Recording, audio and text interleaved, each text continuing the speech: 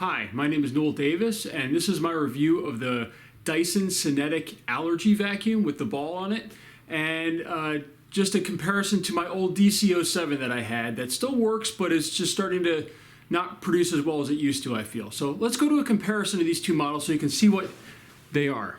So this is the new model right here. As you can tell, it has the ball here, their signature ball. There are no filters, standard dustbin. It's a little shorter, the dustbin at least, than the old model, but it's supposed to work a little bit better with the way it's designed. Now, the reason why I was looking to upgrade was because I felt that my old vacuum, the beater bar was not working as well as it used to, and the filter was starting to get clogged up more often. And I think that's because of the way this was designed, and the new one, I think, has fixed that, which is that small particulate matter keeps getting through and into the filter that's down here. So, if I take off this filter now, you will see that it is quite gray. It used to be blue. I've washed it, and it probably needs to be replaced, and maybe that would help fix the vacuum. But there's a couple other things that, as I said, the beater bar wasn't working as well. And then there's the one issue that I really had with this, and that is that this front end unit is really tall. It can't get under anything. This can't go under a couch. It can't go under my countertops. It has a lot of issues going underneath things to pick up dirt. This one has these nice flat edges here, so you can go and just swipe right underneath the countertop, no problem. You can get underneath couches. You can get underneath beds. And I have not had any issues with this because of this design. So that's part of the reason why I upgraded. The other reason is that this one is, as I said, is really heavy. It's 26 pounds, I think, or 25, 26 pounds. It is really heavy to carry around. It's too big for my kids to use. My wife doesn't like using it. It's really heavy. This one is just under 20 pounds. So it's a huge savings in weight. But in the process of doing that, I feel that they have cheapened out a little bit. I don't want to say cheapen, I guess. They've made plastics not quite as firm. So this one just doesn't feel as sturdy, I feel, as this one was. This one feels incredibly sturdy. It's been banged around a lot. I've had it for, 12 years now, and it's had no issues whatsoever that were not caused by myself, pretty much. Like, I think I ripped the hose and then I broke one of these tools by pressing too hard. But those are both things that I caused, not a problem with Dyson's vacuum. This one right here, I have to say, this bin doesn't feel as solid.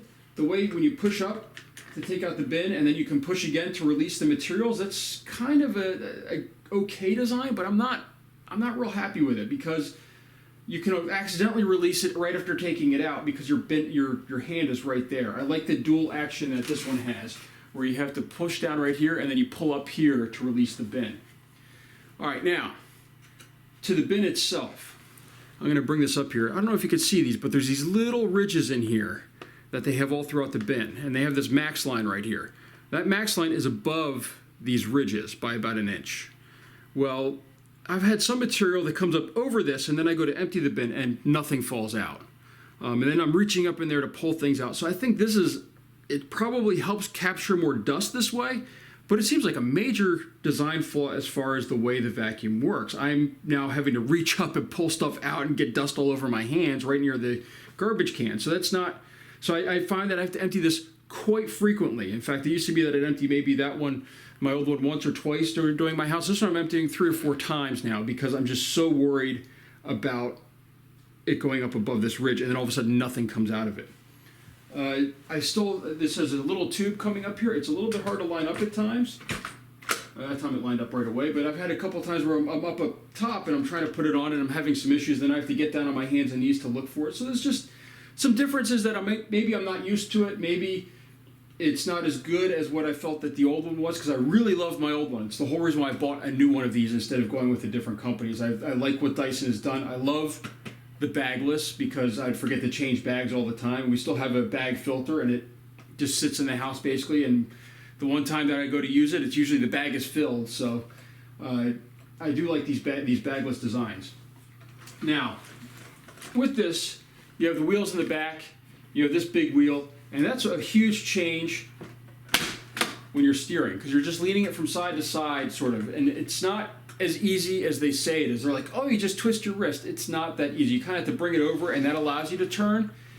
So you're moving your whole arm. It's not just swiveling your wrist like they say. It's just, I don't feel it's that easy. It's not bad. It just takes a little bit to get used to, though. So now, as I said, I bought the Allergy version. That came with this bag right here. Came with the standard attachments. You know, you have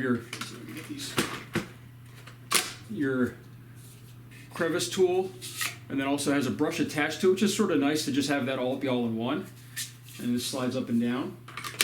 And then it has your standard little stair tool or fabric tool.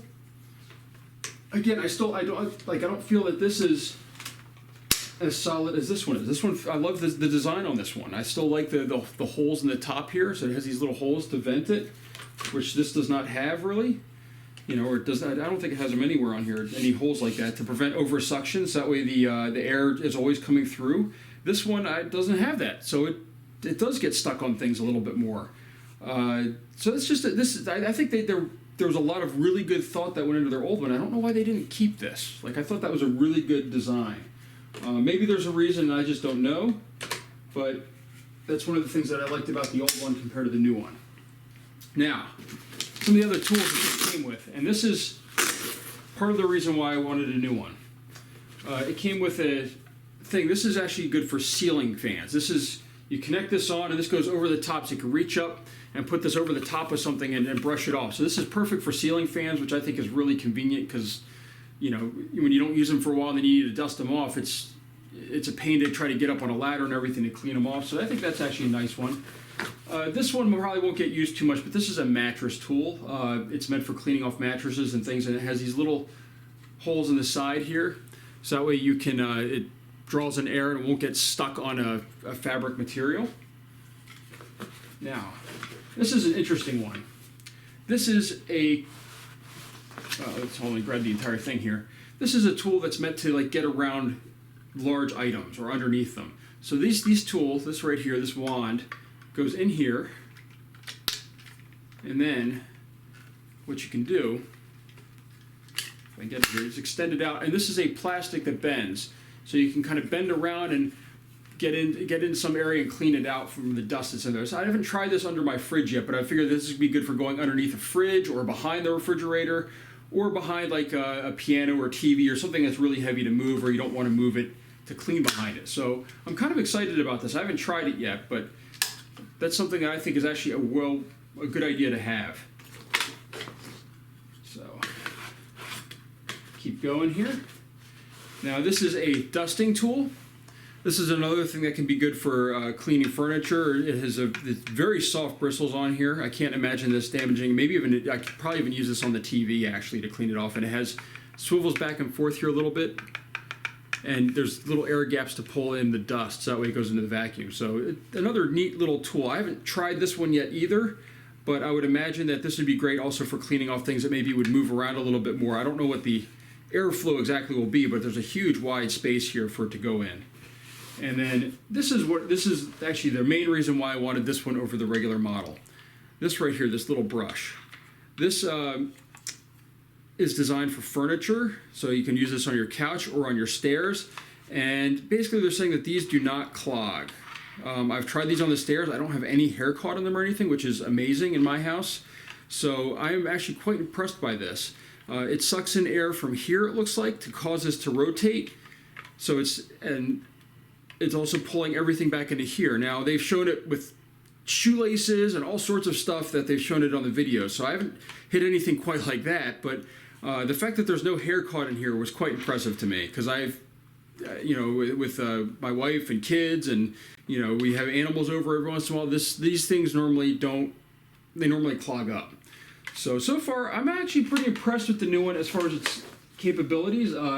Upon bringing it in, I had just vacuumed with the old one, and then I was like, well, let me just clean things up a little bit more with this one, and I was able to fill the bin immediately. So I was quite impressed by that. So it's definitely working a lot better. I don't know if this one, maybe if it was brand new, would work just as well or not, but this one is definitely working at a better level than this one is currently. With that, though, I am going to point out one thing here. For some people that have maybe carpet that's a little bit more fragile, this beater bar is really rough on carpet.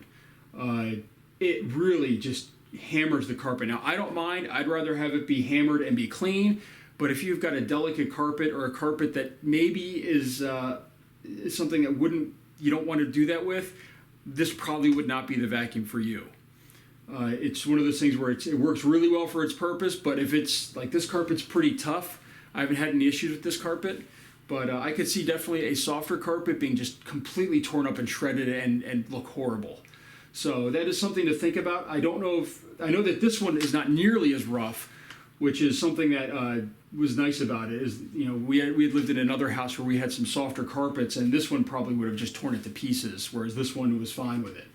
So that's my review. Overall, I really like the vacuum. There's a few things that I don't understand why they changed, or, you know, maybe there was reasons, but I don't like those changes quite as much. But it's still a very good vacuum. I have not compared it to anything else. I happen to like Dyson, so that's why I bought them. I have nothing against Hoover or any of those other brands. It's just that I've liked what Dyson has done with their vacuum. So thank you, and I hope you enjoyed this review.